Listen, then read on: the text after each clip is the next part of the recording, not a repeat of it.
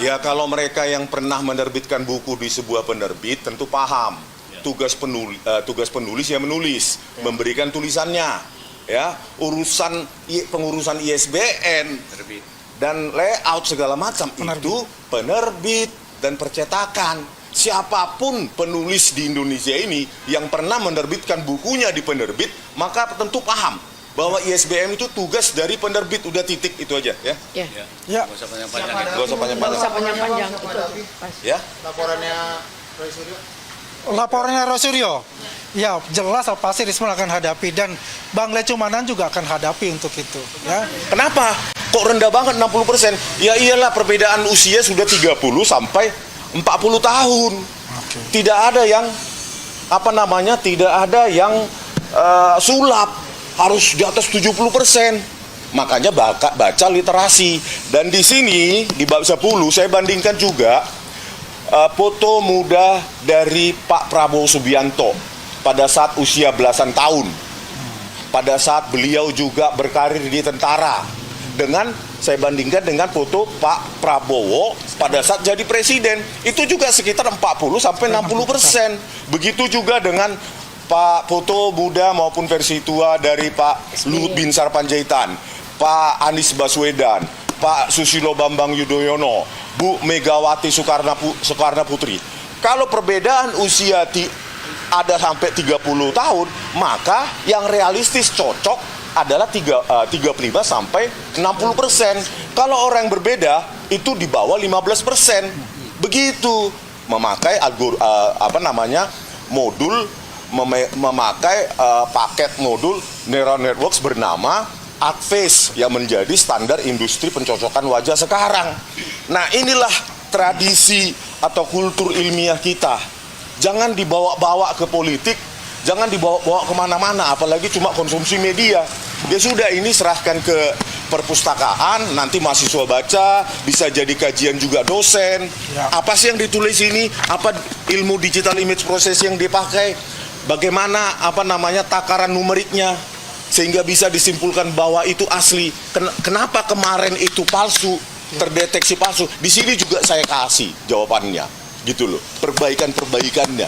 Oleh karena itu peneliti itu mengikuti data, bukan mengikuti kesimpulan harus itu. Itu politis. Peneliti itu mengikuti data.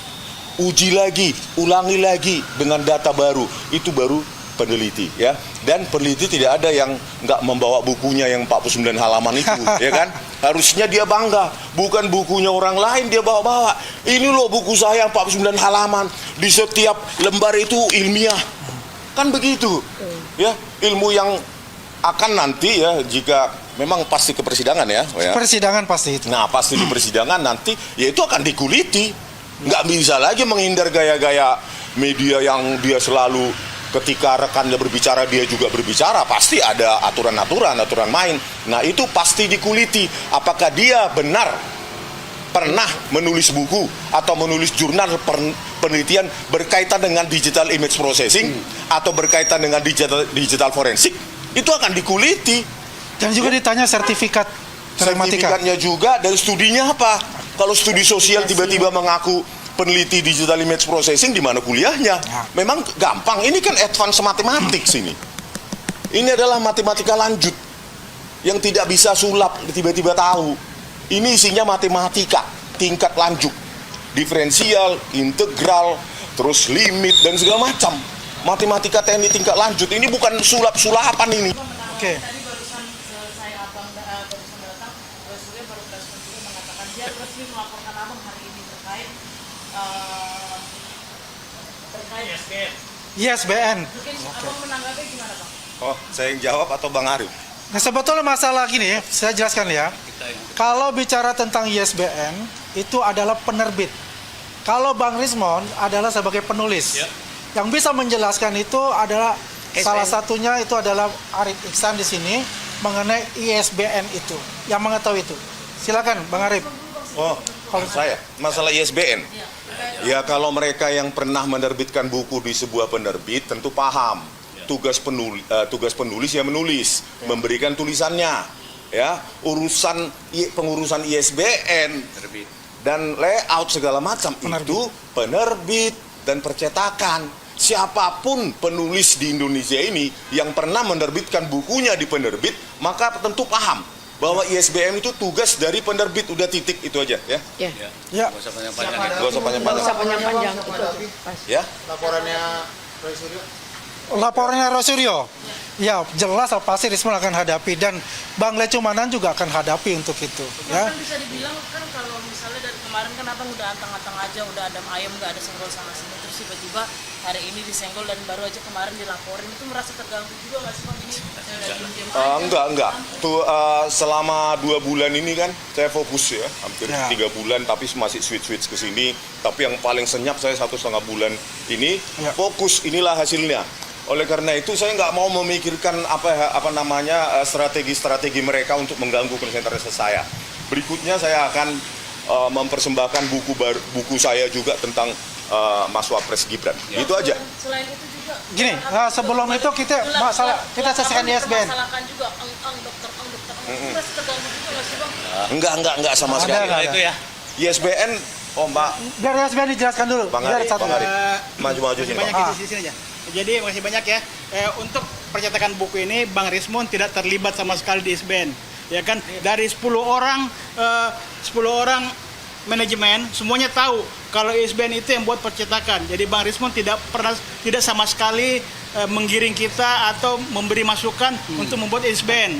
Jadi percetakan buku saya yang bertanggung jawab di buku itu di antara 10 orang ini. Karena memang saya tidak mau buku ini sama buku yang JWP, ya kan, di monopoli. Nah, buku ini saya sendiri yang kena. Dan di ISBN sekali lagi saya tegaskan Bang Rismon tidak terlibat di ISBN ini.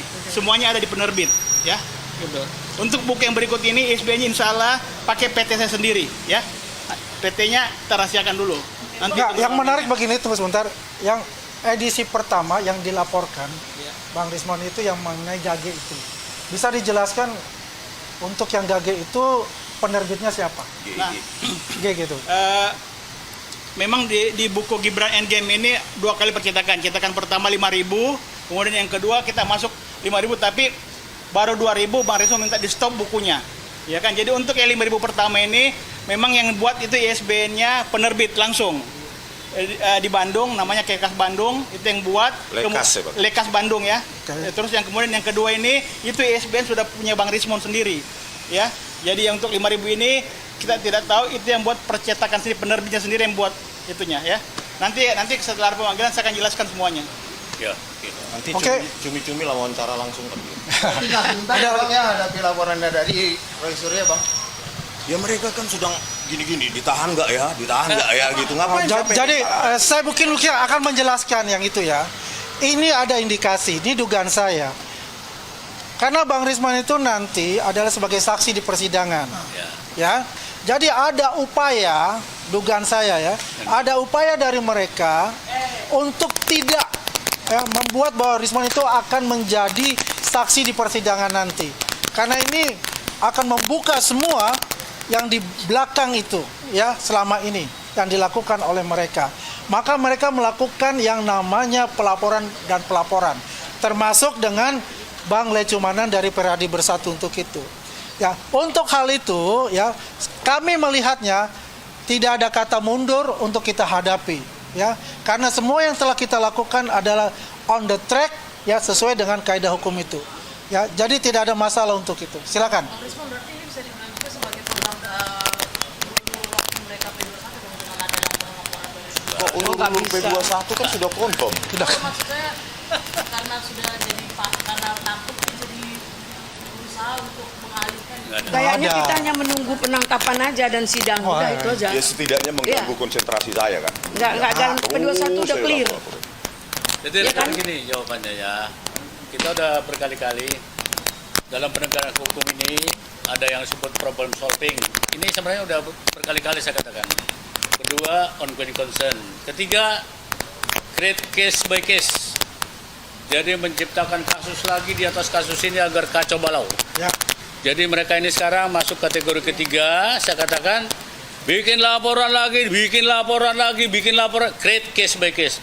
Itu dalam penegakan hukum sebenarnya cara yang memalukan. jujur, kurang kerjaan. Jujur. Sebenarnya seperti yang dilakukan oleh kita ini sekarang RJ, ya itulah to the point. Selesai. SP3 to the point gitu loh. Jadi jangan bikin laporan lagi yang nggak perlu dilaporkan, laporkan juga. Dan belum tentu laporan itu semua diproses. Memang pekerjaan Polda Metro Jaya ini hanya mengurusi kita aja. Waduh, tidaklah. Jadi ingat itu ya, mereka masuk kategori circle create case by case. Case by case. Bayangkan itu. Menciptakan masalah di atas masalah. Bangsa ini pun tidak mau itu. Penegak hukum itu membobrokkan penegakan hukum di Indonesia. Saya kira itu rekanan ini kita Ya. tegas-tegas saja. Rekanan ini Mungkin kembali kalau saya tambahkan adalah lebih baik mereka itu berkonsentrasi bagaimana mengumpulkan barang bukti yang bisa di-challenge dengan barang bukti dari kami, dari Pak Jokowi, ya. 709 barang bukti itu. Karena selama ini ya perdebatan di media mainstream maupun di podcast dan sebagainya tidak pernah menunjukkan apa sih yang namanya barang bukti yang sahih yang menurut mereka. Karena selama ini yang dibawa itu adalah thumbnail repetible. dan repetisi propaganda. Thumbnail yang selalu ditunjukkan. Tetapi dan juga adalah ijazah Pak Jokowi yang diupload dari Dian Sandi. Tidak ada lagi yang dulu dia bawa-bawa yang namanya ijazahnya Pak Bambang. Karena sudah ketahuan bahwa ijazahnya itu ya ada